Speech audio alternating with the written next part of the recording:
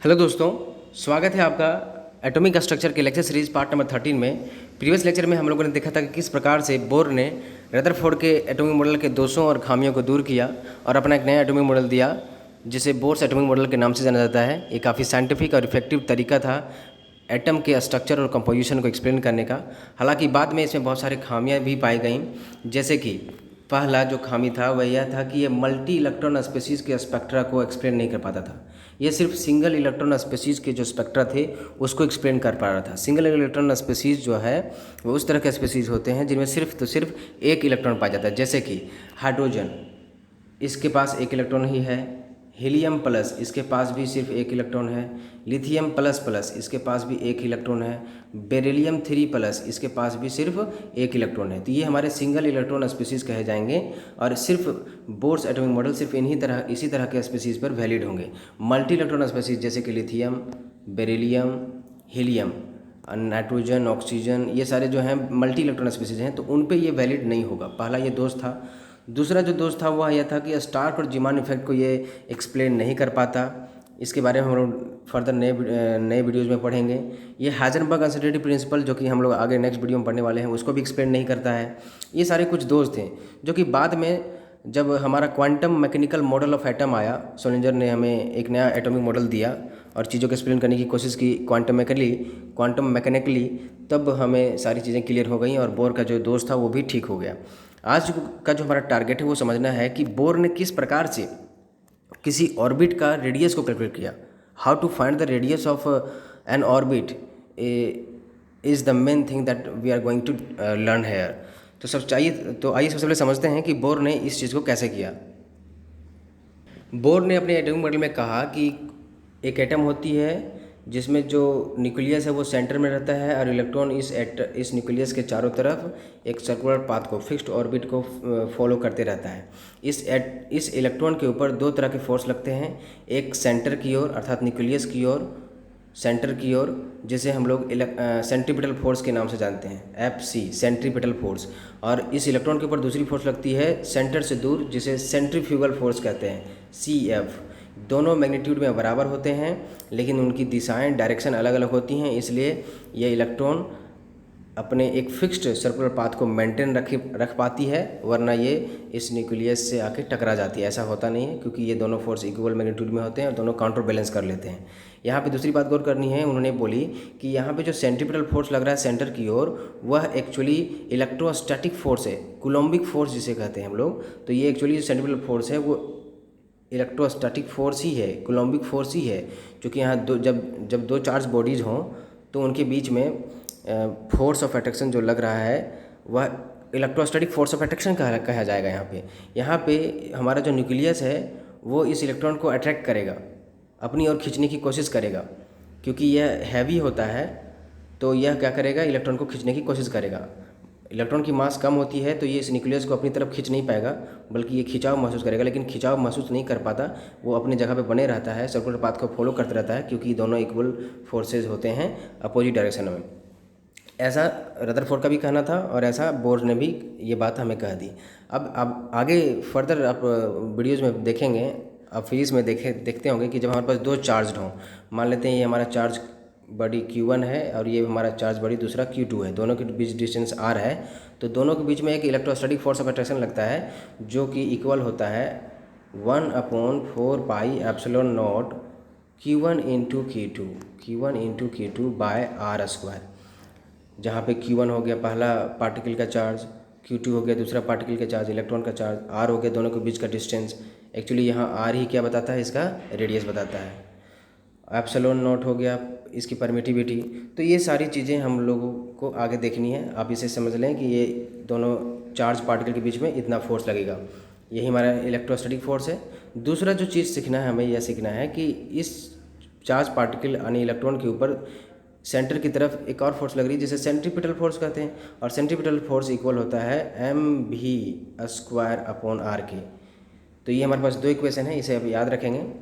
तीसरी चीज़ हम लोग सीखते हैं कि अगर हमसे कोई पूछा जाए कि इस न्यूक्लियस पे कितना चार्ज होगा तो आप कैसे इसको एक्सप्लेन करेंगे। जैसे कि हम लोग सभी जानते हैं कि जितना इलेक्ट्रॉन पे चार्ज होता है उतना ही प्रोटॉन पे चार्ज होता है, बस साइन अलग होता है, इस पर प्लस चार्ज होता है, इस पर माइनस चार्ज होता है। अगर किसी न्यूक्लियस में एक प्रोटॉन है तो उस पर कितना चार्ज होगा, एक इलेक्ट्रॉनिक चार्ज होगा। अगर किसी न्यूक्लियस में 2 प्रोटॉन है तो उस न्यूक्लियस में 2 इलेक्ट्रॉनिक चार्ज होगा। अगर 10 प्रोटॉन है तो उस न्यूक्लियस में 10 इलेक्ट्रॉनिक चार्ज होंगे। अगर 20 प्रोटॉन है न्यूक्लियस में तो 20 इलेक्ट्रॉनिक चार्ज होंगे। अगर हमारे न्यूक्लियस में जड़ प्रोटॉन है तो उसमें जड़ इलेक्ट्रॉनिक चार्जेज होंगे। इसलिए अगर हमारा कोई एटम है उसका एटॉमिक नंबर जड़ है तो न्यूक्लियस में जड़ प्रोटॉन होंगे, और जड़ प्रोटॉन है मीन्स कि न्यूक्लियस में चार्ज कितना होगा, जड़ इलेक्ट्रॉनिक चार्ज होगा। इसलिए यहाँ पे जो चार्ज दिखाया गया है वो जड़ी प्लस जड़ी दिखाया है, और यहाँ पे जो इलेक्ट्रॉन का चार्ज है वो माइनस ई ही है। तो ये चीज़ आप समझ गए हैं कि न्यूक्लियस में चार्ज कितना होता है, जेड ई। अब आइए समझते हैं कि फर्दर रेडियस को कैसे कैलकुलेट किया बोर ने। अभी हम लोगों ने देखा कि इस इलेक्ट्रॉन पे दो तरह के फोर्सेस लग रहे हैं, एक इलेक्ट्रोस्टैटिक फोर्स जिसे जो कि सेंट्रीपिटल फोर्स के बराबर है, और दूसरा सेंट्रीफ्यूगल फोर्स। सेंट्रीपिटल फोर्स और इलेक्ट्रोस्टैटिक फोर्स दोनों मैग्नीट्यूड में बराबर हैं यहाँ पे। तो इलेक्ट्रोस्टैटिक फोर्स हमारा क्या है, 1/4πε0 Q1 × Q2 by R square, और सेंट्रीपिटल फोर्स होता है हमारा mv²/r। इसको अगर Q1 का वैल्यू यहाँ पे Q1 हमारा ये है, ये Q2 है, तो Q1 का चार्ज ZE है और Q2 का चार्ज हमारा E है। दोनों का वैल्यू पुट कर देंगे तो E × E मल्टीप्लाई होकर ZE² हमारा दे दिया। तो हमारा इक्वेशन 1 कुछ इस तरह से बनेगा, 1/4πε0 ZE²/r² बराबर mv²/r। इक्वेशन 1 हो गया। दूसरी बात बोर ने कहा था अपने मॉडल में कि इस इलेक्ट्रॉन के पास बहुत सारे चॉइस हैं, बहुत सारे रास्ते हैं इस न्यूक्लियस के चारों तरफ घूमने के, जिसकी मर्जी जहाँ भी वो घूम सकता है, ऐसा रदरफोर्ड कहते थे। लेकिन बोर ने उसको और सिंपलीफाई किया और बोला कि भले ही इलेक्ट्रॉन के पास बहुत सारे रास्ते हैं, चॉइसेस हैं, ऑप्शंस हैं घूमने के लिए न्यूक्लियस के चारों तरफ, लेकिन इलेक्ट्रॉन उसी रास्ते को चूज करेगा, उसी ऑप्शन को चूज करेगा और उसी सर्कुलर पाथ को फॉलो करेगा जिस सर्कुलर पाथ पर इलेक्ट्रॉन का जो एंगुलर मोमेंटम है यल जो है, जिसे हम लोग MVR कहते हैं, जिसको प्रूव हम लोगों ने किया था, वो इंटीग्रल मल्टीपल हो h/2π का। इंटीग्रल मल्टीपल का मतलब हुआ कि उसका वैल्यू 1 हो या 2 हो, मतलब h/2π हो या 2h/2π हो या 3h/2π हो। n का मतलब हो गया 1 से लेकर के 2 से लेकर 3, इस तरह से करके इन्फिनाइट तक जा सकता है। तो बोर ने कहा कि इलेक्ट्रॉन के पास बहुत सारे ऑप्शन हैं, बहुत सारे सर्कुलर पाथ को फॉलो कर सकता है, लेकिन उसी सर्कुलर पाथ को फॉलो करेगा जहाँ पर उसका एंगुलर मोमेंटम क्वांटाइज्ड हो। क्वांटाइज करने का मतलब एक फिक्स्ड वैल्यू हो उस सर्कुलर ऑर्बिट का में उस इलेक्ट्रॉन का जो एंगुलर मोमेंटम हुआ। तो MVR = NH/2π बोर ने दिया था। तो ये हमारा दूसरा इक्वेशन है, MVR = NH/2π। n हमारा 1 2 3 4 ये ऑर्बिट नंबर को रिप्रेजेंट कर रहा है हमारा कि किस ऑर्बिट में इलेक्ट्रॉन घूम रहा है। अब हमें क्या चाहिए, हमें चाहिए रेडियस अर्थात r चाहिए। r हमें कैसे मिलेगा, इस इक्वेशन को देखेंगे आप ध्यान से। तो यहाँ v² है, इस इक्वेशन में v² है, बाकी चीज़ें जो है हमारी वो कांस्टेंट है, r और v हमारा वेरिएबल है। अगर हम दोनों इक्वेशन में v को हटा दें तो हमारे पास सिर्फ r बचेगा। v को कैसे हटा सकते हैं, तो इक्वेशन 2 में अगर हम स्क्वायर कर दें दोनों तरफ स्क्वायर कर दें, इधर भी स्क्वायर कर दें, इधर भी स्क्वायर कर दें, तो इक्वेशन हमारा इस तरह से बन जाएगा। स्क्वायर करने से ये m² v² r² हो जाएगा, और ये इसको स्क्वायर करेंगे तो हमारा हो जाएगा n² h² 4π²। स्क्वायर करने से फ़ायदा क्या होगा कि अगर इक्वेशन 1 और इक्वेशन 2 जो हमारा बना है, अगर दोनों को डिवाइड कर दें तो v² से v² कट जाएगा और सिर्फ हमारे पास r वाला जो वेरिएबल है वही बचेगा, और वही हमें निकालना भी है। तो अब हम लोग क्या करते हैं, स्क्वायर करने के बाद इक्वेशन 2 को 1 से डिवाइड कर देते हैं। इक्वेशन 2 को जब 1 से डिवाइड करेंगे तो इक्वेशन 2 का जो LHS वाला पार्ट था वो था हमारा m² v² r², और ये हमारा सेंट्रीपिटल फोर्स को बताता है mv²/r। उसके बाद हमारा जो दूसरा वाला पार्ट था n² h² 4π², और ये हमारा ये बताता है कूलोम्बिक फोर्स को। दोनों को डिवाइड करेंगे तो 4 से 4 हमारा कैंसिल हो जाएगा। फिर हमारा π² से 1 पाई हमारा कैंसिल कर देगा इसको। फिर हमारा v² से v² कट जाएगा, एक m से एक m कट जाएगा, एक r से एक r कट जाएगा। तो यहाँ ऊपर में हमारा m और r बचा, m और r। इधर क्या बचा, n² h², ये नीचे में है ऊपर चला जाएगा, ε0। नीचे क्या बचा हमारे पास, 1 पाई यहाँ पे बचा और ZE² बचा। तो ये हमारा आ गया। इसी को हमको चूँकि r निकालना है तो r लिखेंगे, इस m को इधर नीचे कर देंगे तो हमारे पास क्या बचेगा, n² h² ε0 m π ZE²। ये हमारा रिलेशन आया। यहाँ पर इस डेरिवेशन को और इस फॉर्मूले को भी याद करना आवश्यक हो जाता है। आप सिंपली इस चीज़ को याद रख करके चीज़ों को सॉल्व कर सकते हैं, लेकिन कभी कभी IITs वगैरह में, ट्रिपल ई वगैरह में इससे भी सवाल आते हैं। आपसे कह देगा कि कोई इलेक्ट्रॉन जैसा स्पीसीज है जिसका मास डबल है इलेक्ट्रॉन से, जिसका एटॉमिक जिसका चार्ज जो है वो ट्रिपल है इलेक्ट्रॉनिक चार्ज से, तब बताइए रेडियस कितना होगा। तो उस केस में ये चीज़ आपको पता रहेगी तभी आप उस चीज़ को सॉल्व कर पाएंगे। इसलिए इस चीज़ का भी पता रहना आपको ज़रूरी है। डेरिवेशन भले ही ना याद रहे, इसलिए डेरिवेशन भी याद रखना ज़रूरी है, लेकिन ये भी चीज़ आपको याद रखनी है। यहाँ पे आप जब गौर करेंगे तो बहुत सारी चीज़ें कांस्टेंट मिलेंगी आपको, जैसे कि आप एच तो जानते ही हैं कि h² जो है वो प्लैंक्स कांस्टेंट है, वो कांस्टेंट होता है। एप्सिलॉन नॉट भी कांस्टेंट ही है। मास ऑफ इलेक्ट्रॉन तो कांस्टेंट होता ही है। पाई का वैल्यू कांस्टेंट है। E² जो चार्ज है इलेक्ट्रॉन पे वो भी कांस्टेंट है। ये सारे हमारे कांस्टेंट हैं। बच गया हमारे पास n² जो कि बदलता रहेगा, किस ऑर्बिट में इलेक्ट्रॉन घूम रहा है, और बच गया हमारे पास जड़, किस एटम की बात कर रहे हैं। जब हम लोग सभी का वैल्यू पुट करेंगे यहाँ पे, तो इसका जो वैल्यू आता है वो आता है 0.529। इसी को फर्दर अगर अप्रोक्सीमेट लिखा जाए तो ये आ जाएगा 0.53 n² बटा जेड एंगस्ट्रॉम। ये हमारा रेडियस ऑफ एन ऑर्बिट को रिप्रेजेंट कर रहा है। रेडियस ऑफ एन ऑर्बिट क्या आया, r equals to 0.53 into n² by Z angstrom में आया। यहाँ पे दो चीज़ें देखने मिल रही हैं कि r n पे डिपेंड कर रहा है और r जेड पे डिपेंड कर रहा है। अगर n बढ़ेगा हमारा तो हमारा r भी बढ़ेगा, चूँकि ये सीधा समानुपाती है। और अगर हमारा जेड बढ़ रहा है, ये अगर बढ़ेगा तो ये घट जाएगा। जेड बढ़ेगा तो हमारा रेडियस घट जाएगा। इसको कुछ एग्जांपल से समझते हैं। जैसे कि यहाँ पे बोला जा रहा है कि radius of various orbits of hydrogen atom. एक हाइड्रोजन एटम है, उसके बीच में एक प्रोटॉन होगा और बाहर में एक इलेक्ट्रॉन घूम रहा होगा। बहुत सारे इसके पास रास्ते हैं, first orbit, second orbit, third orbit इसके पास होगा। तो ये कह रहा है कि हमसे अगर पूछा जाए कि हाइड्रोजन एटम में जो पहला ऑर्बिट है उसका रेडियस कितना होगा, तो R1 निकालते हैं। R1 कितना हो जाएगा, 0.53 इंटू फार्मूला होता है n² बट्टा जेड एंगस्ट्रॉम। तो हमारे पास n का वैल्यू, n का मतलब हो गया number of orbit number of shell या सेल नंबर। तो ऑर्बिट नंबर 1 की बात कर रहे हैं हम लोग, R1 जो कि लिखे हैं, मतलब पहली ऑर्बिट की बात कर रहे हैं। तो 0.53 इंटू यहाँ हो जाएगा 1 का स्क्वायर अपॉन जेड होता है हाइड्रोजन के केस में 1 एंगस्ट्रॉम, तो आ जाएगा 0.53 एंगस्ट्रॉम सिंपली आ जाएगा हमारे पास। अगर हम लोग R2 की बात करें, मतलब इस वाले सेल की बात करें, मतलब n हमारा 2 दिया है तो n की जगह पर 2 पुट कर देंगे। इसकी रेडियस कितनी होगी, तो ये हमारी R1 की रेडियस आई 0.53, R1 की रेडियस आई 0.53 एंगस्ट्रॉम। अगर हम लोग दूसरे रेडियस की बात करें, R2 की बात करें, तो हो जाएगा 0.53 इंटू n के जगह पे 2 लिखना पड़ेगा, 2² और जेड तो हमारा एक ही आ रहा है एंगस्ट्रॉम। अगर R3 की बात करें तो हो जाएगा 0.53 इंटू 3 का स्क्वायर अपॉन 1 एंगस्ट्रॉम। अगर R4 की बात करें तो हो जाएगा 0.53 इंटू 4 का स्क्वायर अपॉन 1 एंगस्ट्रॉम। इन सभी में क्या देखने को मिल रहा है कि हाइड्रोजन का जो पहला ऑर्बिट है उसका रेडियस 0.53 एंगस्ट्रॉम है। दूसरा रेडियस जो है वो पहले रेडियस से 4 गुना बड़ा है, 2 का मतलब हुआ 4। तीसरा जो रेडियस है ऑर्बिट है उसका जो रेडियस है वो पहले से 9 गुना ज़्यादा बड़ा है। और जो चौथा रेडियस है ऑर्बिट का वह 16 गुना बड़ा है पहले वाले रेडियस से। आप यहाँ पे स्पष्ट देख सकते हैं, ये जो 2, 3, 4 बता रहा है वो ऑर्बिट नंबर बता रहा है। तो सिंपली हाइड्रोजन के केस में हमारा क्या फॉर्मूला ड्राइव हुआ कि अगर nth ऑर्बिट का हमको रेडियस निकालना है फॉर हाइड्रोजन एटम, तो ये 0.53 इंटू n² कर दें। किस ऑर्बिट का पूछ रहा है उतना से मल्टीप्लाई कर दें, आपको पता चल जाएगा। तो अभी हम लोगों ने देखा कि जो दूसरा ऑर्बिट था उसका रेडियस वो 2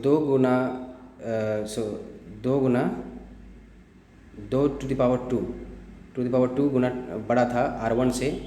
और तीसरा जो रेडियस था वो 3 के पावर 2 गुना बड़ा था R1 से। मतलब इसको सिंप्लीफाई करेंगे तो 4 इंटू R1 हो जाएगा और इसका 9 इंटू R1 हो जाएगा। मतलब तीसरा रेडियस ऑर्बिट का जो रेडियस है वो पहले ऑर्बिट के रेडियस से 9 गुना बड़ा है, और दूसरा जो ऑर्बिट का रेडियस है वो पहले ऑर्बिट के रेडियस से 4 गुना बड़ा है हाइड्रोजन के केस में। ऐसा हम लोगों ने देखा। अब आइए समझते हैं कुछ एग्जांपल्स को। क्वेश्चन नंबर 1 कहता है कि the ratio of radii of first orbits of hydrogen helium plus lithium 2 plus is. हमारे पास 3 तरह के यहाँ पे स्पीसीज हैं, सिंगल इलेक्ट्रॉन है, हाइड्रोजन हीलियम प्लस और लिथियम प्लस प्लस, तीनों का जो फर्स्ट ऑर्बिट है उसका रेडियस का रेशियो कितना होगा। तो फर्स्ट ऑर्बिट की बात कर रहा है, यानी कि n=1 की बात कर रहा है। r=2 होता है 0.53 into N square by Z. यहाँ n 1 दिया है तो हो जाएगा 0.53 इंटू 1 बाई जेड, 1 का स्क्वायर बाई जेड एंगस्ट्रॉम। तो हमारे पास सिर्फ जेड देखना है।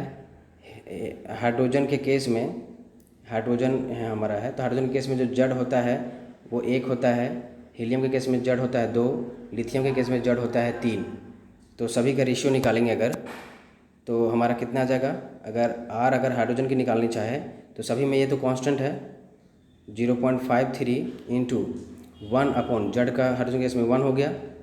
अगर हम लोग निकालना चाहते हैं हीलियम का RHE का तो हो जाएगा 0.53 इंटू 1 अपॉन जेड है हीलियम का 2।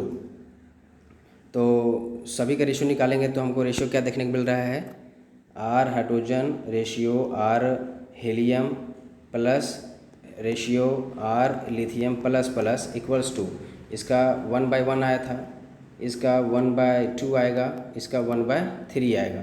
अगर सिंपल रेशियो की बात करें तो अगर 3 इंटू 2 6 से मल्टीप्लाई कर दें सभी में 1:1/2 1/3, तो सिंपल रेशियो आ जाएगा 6:3:2।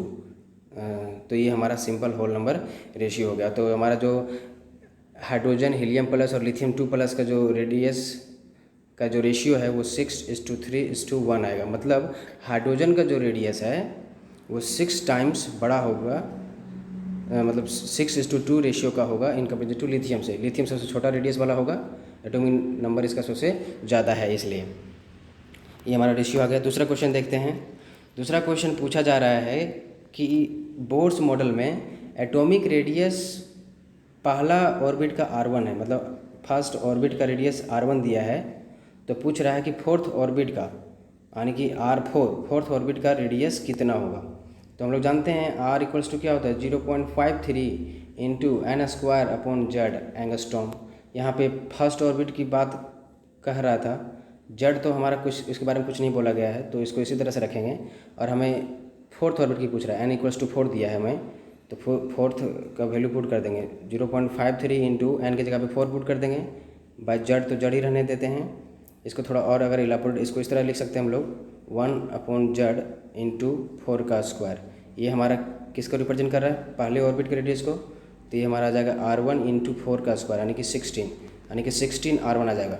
R4 की बात करूँ तो हमारा कितना आ जाएगा 16 R1।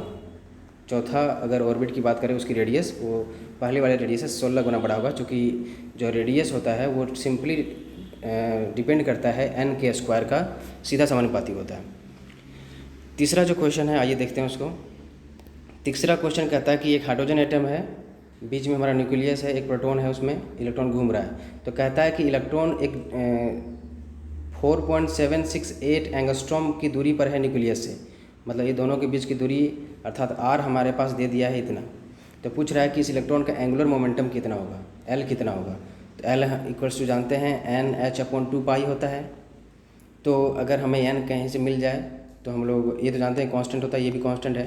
तो अगर हमें n का वैल्यू मिल जाए तो इसमें पुट कर देंगे तो हमें इसका एंगुलर मोमेंटम मिल जाएगा। n हमको यहाँ से मिल सकता है, R= फॉर्मूला पढ़े हैं 0.53 into 10 into N square upon Z angstrom equals to 4.68।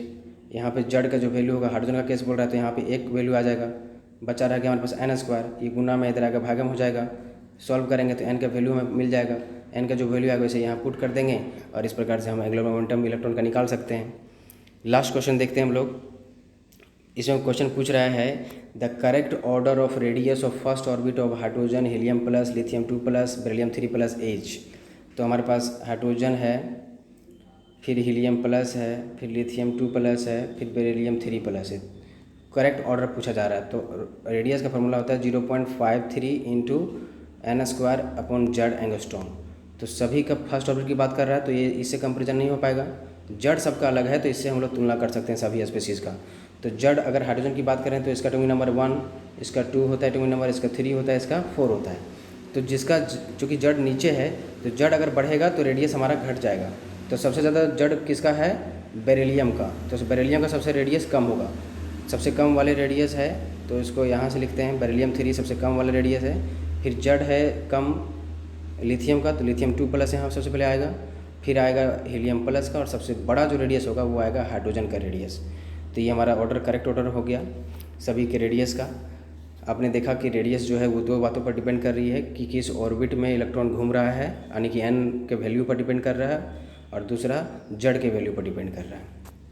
I hope आपको रेडियस ऑफ एन ऑर्बिट से सारी चीज़ें समझ में आ गई हों।